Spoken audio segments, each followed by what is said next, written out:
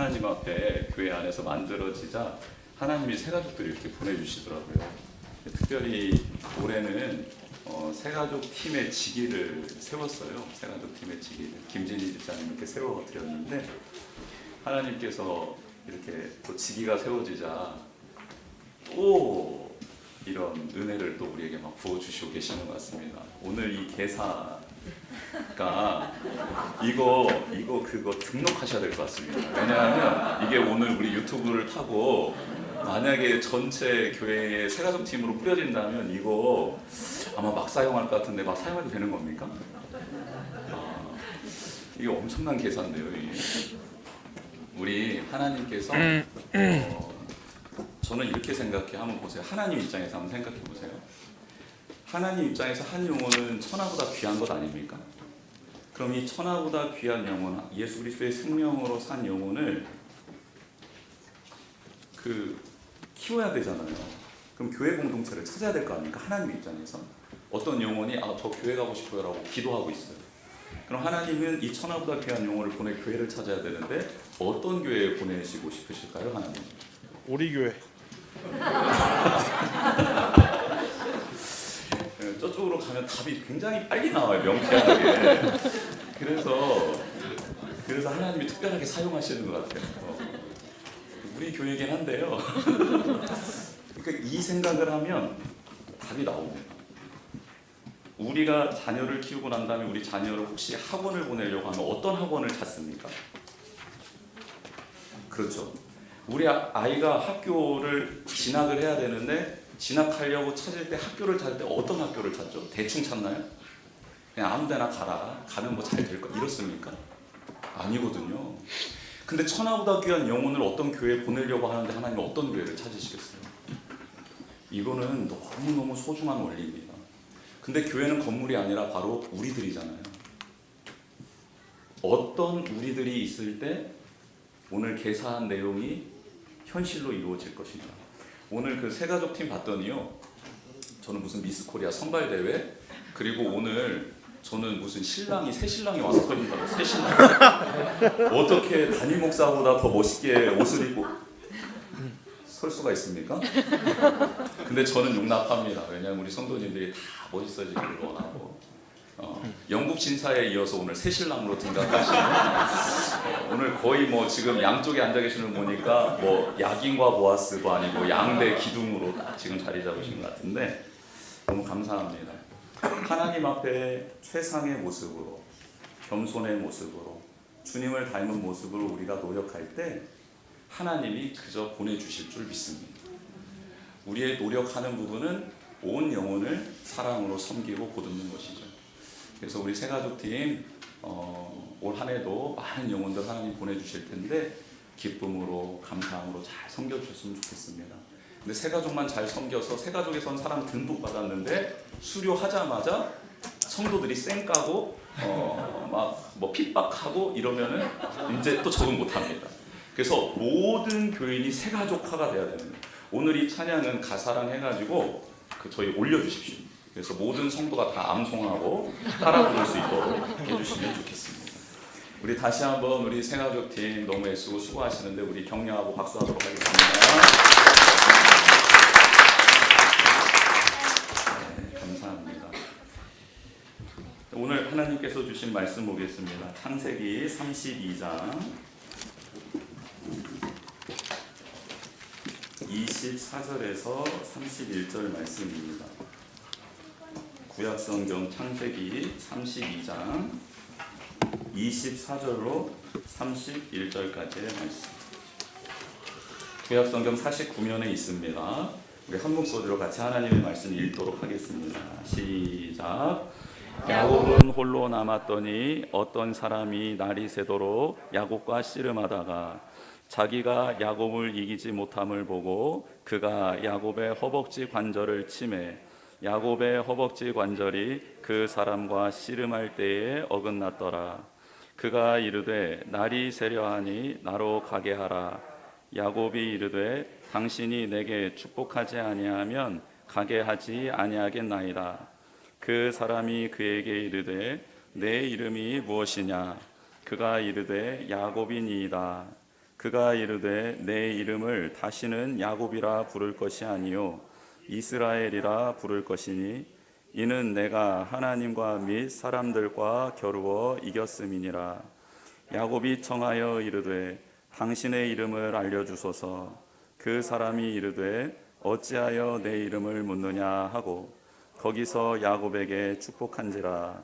그러므로 야곱이 그곳 이름을 브니엘이라 하였으니 그가 이르기를 내가 하나님과 대면하여 보았으나 내 생명이 보존되었다 함이더라. 그가 브니엘을 지날 때에 해가 돋았고 그의 허벅다리로 말미암아 절었더라. 아멘. 야곱은 오늘 홀로 남아 두려움의 시간을 보내고 있습니다. 그런데 이런 일이 처음이 아닙니다. 지금 반복되고 있습니다. 특별히 홀로 있었던 날, 그 날이 언제였냐면 처음 자신의 집을 떠나 외삼촌 집으로 향할 때에 홀로 있었습니다. 그리고 20년이 지난 후 오늘 또 홀로 머물러 있는 야곱의 모습을 보게 됩니다. 야곱은 20년 전에도 그렇게 홀로 있었는데요. 야곱은 형 에서와 사이가 그리 좋지 않았습니다. 왜냐하면 20년 전에 아버지가 장자를 위한 축복 기도를 형에게 해주려고 했을 때 형에게 임해야 할 축복 기도를 그만 어머니와 짜고 그 축복 기도를 가로채고 말았습니다. 이 일로 인해서 형 에서는 화가 머리끝까지 치밀게 되었고 에서는 야곱을 죽이기로 결단을 합니다. 에서는 사냥꾼이었기 때문에 에서는 사냥꾼이었기 때문에 야곱을 죽이는 일은 정말 식은 죽 먹기였습니다. 근데 이 말을 에서가 내가 야곱을 죽이겠노라고 결단하는 그 말을 어머니 리브가가 듣게 됩니다. 그래서 어머니 리브가는 야곱을 살려야겠다라는 일념하에 남편 이삭을 설득하기 시작합니다. 어떻게 설득하냐면 여보, 큰아들 에서를 보세요. 가나안 여인과 결혼하더니 더 하나님을 떠나가게 되잖아요. 그럼 우리 야곱은 이방 여인과 결혼시키지 말고 우리 하나님의 말씀대로 우리 동족과 결혼시킵시다. 저의 고향으로 보내서 우리 외삼촌의 딸과 결혼시키면 좋겠습니다. 이삭도 그 리브가 아내의 말에 설득을 당하죠. 좋은 말이었기 때문입니다. 맞는 말이었기 때문이에요. 그리고 형 에서와 동생 야곱 사이에 이대로 뒀다가는 큰일이 날 것 같은 일을 아버지 이삭도 직감하고 있었기 때문입니다. 그래서 야곱을 축복 기도를 해주고 리브가의 고향인 외삼촌 라반의 집으로 보냅니다. 야곱은 평생 집에 거하면서 살았는데 처음으로 집 밖으로 나아가 먼 길을 홀로 떠나는 것입니다. 그 길을 갈 때 그는 두려움과 싸워야 했습니다. 고독과 싸워야 했습니다. 너무너무 무서웠던 것이죠. 그렇게 집을 떠난 그날 어김없이 밤은 찾아왔고 너무 피곤하고 굶주린 나머지 그는 잠을 청했습니다. 그 잠을 청한 것은 하숙집이 아니라 길가였습니다. 얼마나 비참한 상황인지 아시겠죠? 따뜻한 어머니의 품 안에서 칭찬받고 기도받고 그렇게 자라고 있던 야곱이 갑자기 길에 쓰러져서 잠을 청하고 베개는 돌베개를 벨 수밖에 없는 그런 상황에 처하게 된 것입니다. 그렇게 그 자리에 누워서 그는 놀랍게도 하나님을 만나게 됩니다. 찾아오신 하나님을 만나게 됩니다. 그가 찾은 게 아니고요, 찾아오신 하나님을 만나게 됩니다. 저는 이 장면과 오늘 장면을 비교해 보면서 야곱에 대해서 한번 생각해 보았습니다. 믿음의 가문에서 태어났습니다. 하나님의 약속을 믿고 따르는 야곱이었습니다. 그래서 장자의 명분을 산 것 아닙니까? 아버지의 축복 기도를 받고 싶어서 엎드린 것 아닙니까?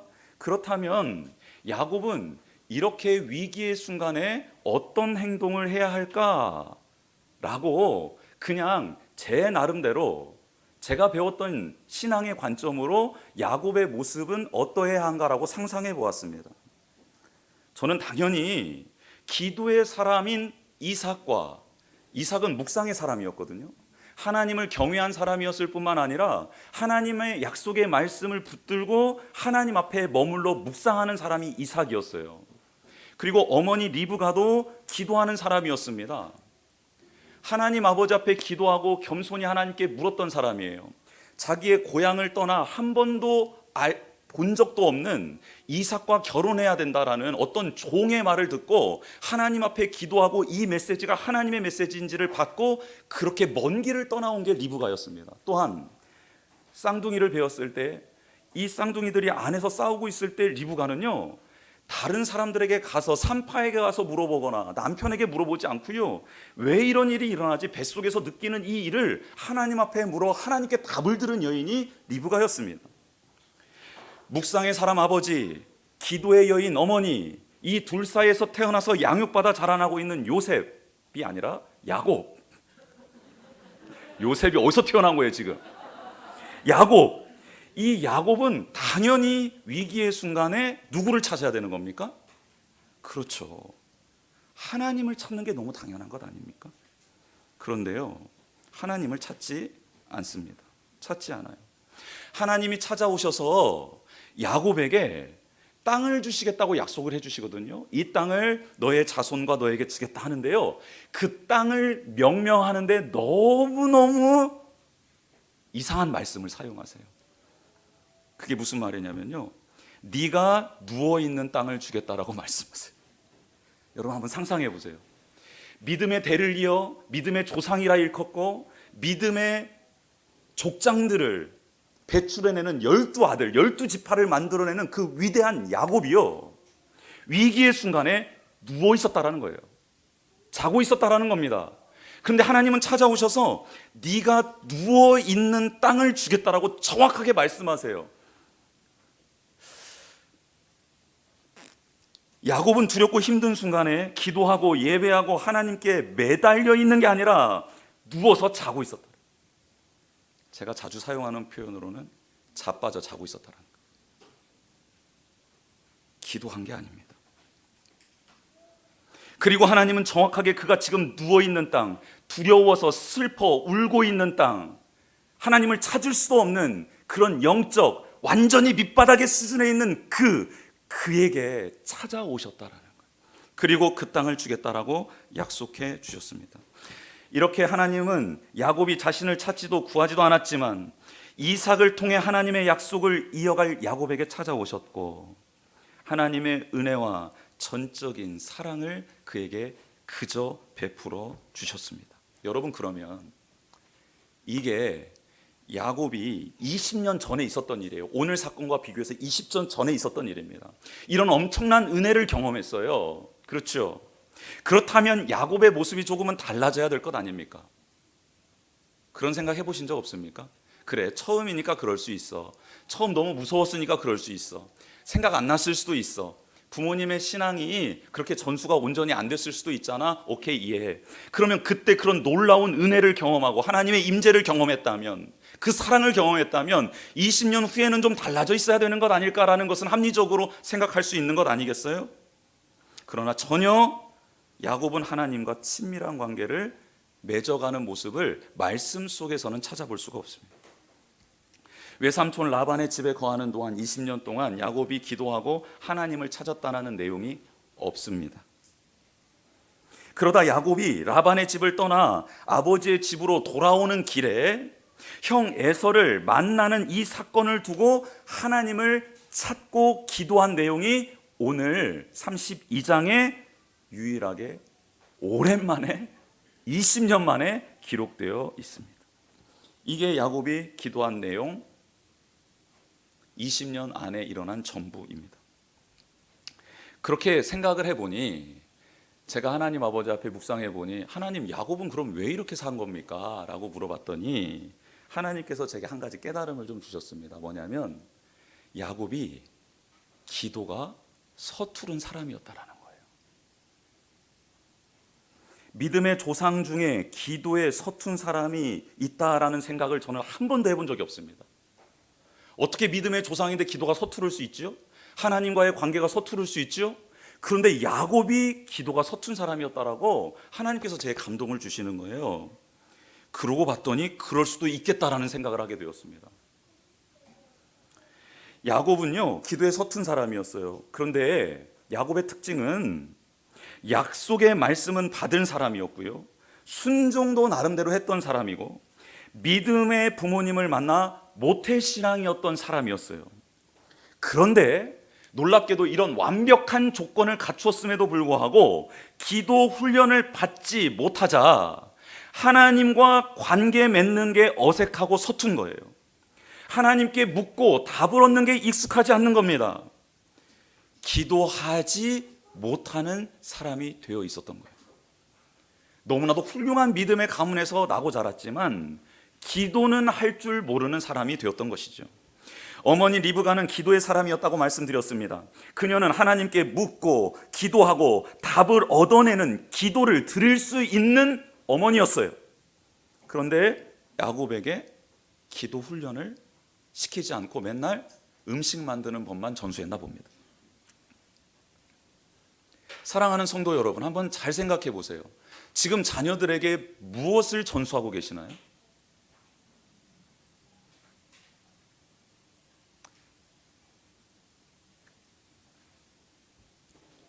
우리 자녀를 정말로 사랑한다면, 목숨보다 사랑하는 자녀라고 생각한다면 자녀에게 기도하는 법을 전수해 주시기를 축복합니다. 작년까지는 청년들이 기도하는 시간이 없었는데요, 올해부터 청년들이 기도하는 시간이 있었는데 스타트를 우리 경화가 시작을 했습니다. 왜 시작했냐면 영성이 뛰어나서 저는 우리 총무님이 우리 경화를 지목한 줄 알았어요. 그래서 역시 우리 총무님이 기도하면서 기도자를 세우는구나 했더니 기억니은순이랍니다. 기억니은순. 그러니까 그런 오해는 하지 마세요. 그냥 기억니은순으로 쭉 가고 있는 거예요. 근데 이제 모든 개인이 다 참여할 수 있도록. 근데 오늘 우리 그 대목에서 좀 뭉클했어요. 청년이 딱 서니까 청년들을 향한 기도의 제목이 선포가 되잖아요. 그렇구나. 기도는 모든 사람이 해야 되는 게 맞구나라는 감동을 딱 받았습니다. 부모의 세대보다는 완벽한 스펙을 갖고 있지만, 그러나 부모의 세대보다는 가난하게 살 수 없는 청년의 서름에 대해서 하나님 앞에 기도하고 있는 청년의 모습을 보면서, 그래, 하나님이 이 기도 들으시겠다. 그 아픔을 가지고 하나님 앞에 나와 기도하는 이 기도 들어주시겠다라는 생각했습니다. 저는 우리 경화자매가 기도하는 것을 보면서 저는 부모님들을 떠올렸어요. 부모님들을. 과연 어떤 부모님들일까? 일단 아버지는 초신자니까 기도 그렇게 열심히 안 할 거라고 생각은 했고, 어머님이 기도를 많이 하시는 것 아닐까, 이런 생각이 딱 들더라고요. 그리고 이제 아버지까지 기도하기 시작하면 우리 자녀와 그 손자들의 세대는 어떤 세대가 될까 감히 상상을 한번 해보았습니다. 우리는 자녀를 사랑하지만 그들과 늘 함께 할 수 없습니다. 하지만 그들이 기도를 할 수 있다면 그들과 언제나 함께 하시는 하나님과 교제를 하게 될 줄 믿습니다. 언제 어디서나 하나님과 동행하는 자녀가 될 줄 믿습니다. 이것이 자녀들이 누릴 수 있는 가장 큰 복 아닐까요? 이게 자녀들이 누릴 수 있는 가장 큰 복 아닐까요? 오늘 본문에는 어떤 사람이 등장합니다. 어떤 사람. 그런데 이 어떤 사람은 야곱의 고백을 통해 하나님이라는 것을 알게 되죠. 하나님은 이번에도 홀로 있는 야곱을 찾아오세요. 여러분, 하나님은 신실하신 분입니다. 한결같으신 분입니다. 야곱은 변화됐어야 되는 삶을 살아야 됐지만 변화되지 않았고, 하나님은 변함없이 계속해서 야곱을 찾아오십니다. 야곱은 지금 400명을 이끌고 자신을 만나기 위해 찾아오는 형 에서를 무서워하며 두려워하며 떨고 있었습니다. 자신을 죽이고 처와 자녀들까지 모두 죽일 것 같은 두려움에 휩싸여 있었기 때문이죠. 그래서 자신의 재물을 여러 때로 나누었습니다. 그리고 종들에게 한 때, 두 때를 각각 맞춰서 거리를 두고 에서를 향해 출발시킵니다.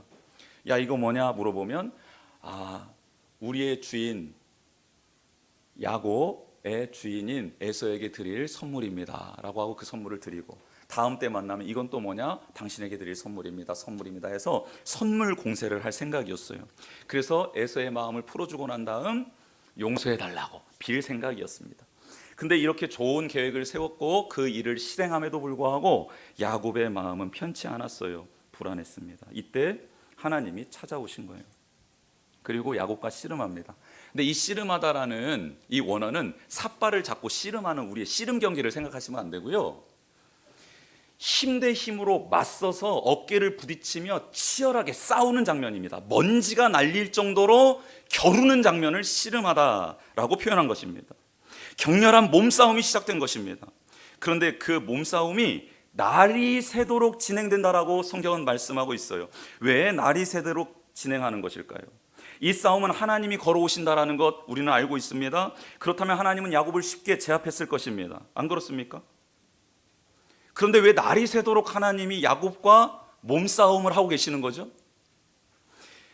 저는 이 날이 새도록이라는 말씀 속에 큰 은혜를 받고 정말 마음에 깊은 감동을 얻게 되었습니다. 하나님은 이 씨름을 통해 날이 새도록 야곱에게 전하고 싶었던 메시지가 있었던 것입니다. 날이 새도록 하나님은 야곱에게 마음을 표현하고 싶었던 거예요. 하나님의 마음은 야곱과 날이 새도록 함께하고 싶었던 거예요. 그리고 기도하는 법, 하나님을 의지하는 법, 하나님께 묻고 답을 얻을 수 있는 법, 이 모든 기도의 법을 날이 새도록 가르쳐 주고 싶었던 것입니다. 이것만 깨달으면 야곱의 미래가 하나님과 동행하는 미래가 될 수 있었기 때문이죠. 그래서 날이 새도록이라는 말씀을 하나님이 그 안에 못을 박아 두신 거예요. 할렐루야, 할렐루야. 하나님의 마음이 느껴지십니까? 우리에게 날이 새도록 그 하나님과 교제하는 법을 친히 가르쳐 주고 싶어하는 이 하나님의 사랑의 마음이 느껴지십니까? 그 마음을 느낄 수 있는 우리 모두가 되기를 주님의 이름으로 축복합니다. 그리고 또 한 가지 이상한 말씀이 나와요. 하나님은 야곱을 이길 수 없다라고 말씀하십니다. 어떻게 하나님은 야곱을 이길 수 없다라고 표현을 하신 걸까요? 실질적으로는 하나님이 야곱의 그 허벅지에 관절을 쳐서 어긋나게 하시잖아요. 힘이 있으신 분이고 정확한 분이시고 민첩한 분 아니십니까? 한 방이면은 모든 관절을 무너뜨릴 수 있는 분이 하나님이시라는 거예요. 그런데 어떻게 내가 야곱을 이길 수 없다라고 이런 생각을 하실 수 있냐라는 거예요. 저는 제일 처음에 이 말씀을 읽으며 야곱의 간절함, 막 붙들고 저 축복해 주시지 않으면 못 나가요 하는 어떤 간절함 때문에 하나님이 내가 이 간절함을 이길 수 없다라고 표현해 주신 것 아닐까라고 생각했어요. 마치 재판관을 찾아가는 과부처럼, 그리고 예수 그리스도를 만나기 위해서 뽕나무에 올라온 삭개오처럼 그런 간절함을 하나님이 이길 수 없다라고 표현한 것 아닐까라고 생각했는데 그것은 저의 착각이었습니다. 아니에요. 하나님이 야곱과 겨루면서 내가 너를 이길 수 없겠다. 나 이제는 이길 수 없다. 나 이제 돌아가야겠다. 너를 이길 수 없어라고 말하는 이 야곱에게서 이길 수 없는 그것은 무엇이었냐면 야곱의 고집불통이었습니다. 자신의 의로 가득 찬 야곱의 교만과 자만을 이길 수 없다라고 표현하시는 거예요. 야, 이 정도면 네가 꺾을 줄 알았는데, 이 정도면 내 앞에 나올 줄 알았는데, 야, 너 정말 대단하구나. 야, 나 네 고집 꺾을 수 없겠다. 야, 나 너 교만 꺾을 수 없겠다 하시면서 하나님이 돌아가시려고 하는 겁니다. 여전히 야곱은 지금 두 다리의 힘을 바짝 주며 있는 힘을 다해 하나님과 겨루고 있는 거예요. 하나님의 말씀을 귀담아 듣지 않습니다. 하나님의 메시지를 귀담아 듣지 않아요. 하나님의 그 사랑의 마음을 하나님이 그렇게 애타게 그가 돌아오기를, 엎드리기를, 무릎 꿇기를 원하는 그 간절한 마음에 아랑곳하지 않고 오직 자신의 뒷다리에 힘을 주고 자신의 손에 힘을 주고 어깨에 힘을 주고 자신의 마음을 강하게 먹고 그 찾아온 대상, 누군지는 모르겠지만 내가 이겨야겠다라는 일념하에 그렇게 겨루고 있었던 것입니다. 자신의 계획, 확신을 버리지 못하고 그것으로 삶의 문제를 해결하려는 자신 안에 갇혀있는 야곱의 고집을 하나님이 이길 수 없구나. 찾아오신 그 하나님이 야, 이건 이길 수 없구나 라고 말씀하고 있는 것입니다. 그래서요, 하나님이 허벅지 관절을 쳐서 다리를 못 쓰게, 힘을 못 쓰게 만드신 겁니다. 억지로라도 뿌리려고, 억지로라도 자기의 마음을, 힘을 내려놓고 접어보게 하려고 허벅지 관절을 치신 것이죠. 그러면서 하나님 이렇게 말씀하십니다. 나로 가게 하라. 그러자 야곱은요, 자신에게 축복하지 아니하면 가게 하지 않겠다라고 더 꽉 잡아버립니다. 제가 봤을 때는 헤드락 걸지 않았을까라는 생각이 들어요. 헤드락. 딱 축복하지 않으면 안 보낸다. 내 다리 이렇게 만들어 놓고 어디 가려고 그래, 막 이랬을 것 같아요. 철저하게 자기 중심성에서 벗어나지 못하는 모습을 끝까지 유지하고 있습니다. 안타깝게도 이 모습은 야곱의 모습이 아니라 우리의 모습이죠. 하나님께 기도할 때 한 번이라도 내 뜻을 접어보신 적 있습니까? 하나님 제 뜻은 이런데요 하고 계속 기도를 하는데 하나님이 아니라고 말씀하실 때 접어보신 적 있으세요? 아니면 하나님 말씀하실 때 저는 가끔 이런 적 있거든요. 기도하다가 하나님이 아니다라고 말씀하실 때 못 들은 척하는 거예요. 귀를 막고요, 소리를 내면 잘 안 들리거든요. 왜 이렇게 하면 잘 안 들립니다. 이렇게 한번 피해보고 싶었던 적도 좀 많이 있었던. 여러분, 끝까지 우리는 우리 중심성으로 기도하고 있잖아요. 그래서 하나님은 이어서 말씀하시는 거예요. 야, 네 이름 뭐냐? 라고 묻습니다. 그랬더니 야곱이 야곱입니다 라고 대답하죠. 야곱의 뜻이 뭐죠? 발꿈치를 잡는 자, 속여 넘기는 자라는 뜻이 있습니다. 야곱이 이렇게 말한 거예요. 저는 이제껏 앞서가는 사람의 발꿈치를 잡고 그를 이기기 위해 살아온 사람입니다. 그리고 나의 이익을 위해 누군가를 속여 넘기는 일은 서슴없이 해본 사람입니다. 그런 저입니다 라고 사실대로 고백을 한 거죠. 그러자 하나님은 야곱에게 네 이름을 다시는 야곱이라 부르지 말고 이스라엘이라 불러라 라고 말씀하십니다. 이스라엘로 이름을 개명해 주시는 거죠. 그럼 이스라엘의 뜻은 뭐냐? 하나님과 겨루다, 혹은 하나님이 겨루시다 라는 뜻입니다. 그러니까 하나님과 겨루다, 혹은 하나님이 겨루시다 라는 뜻이에요. 근데 저는 후자로 해석하는 게 맞다고 생각합니다. 하나님이 겨루어 주신다로 해석하는 게 맞다라는 뜻이에요.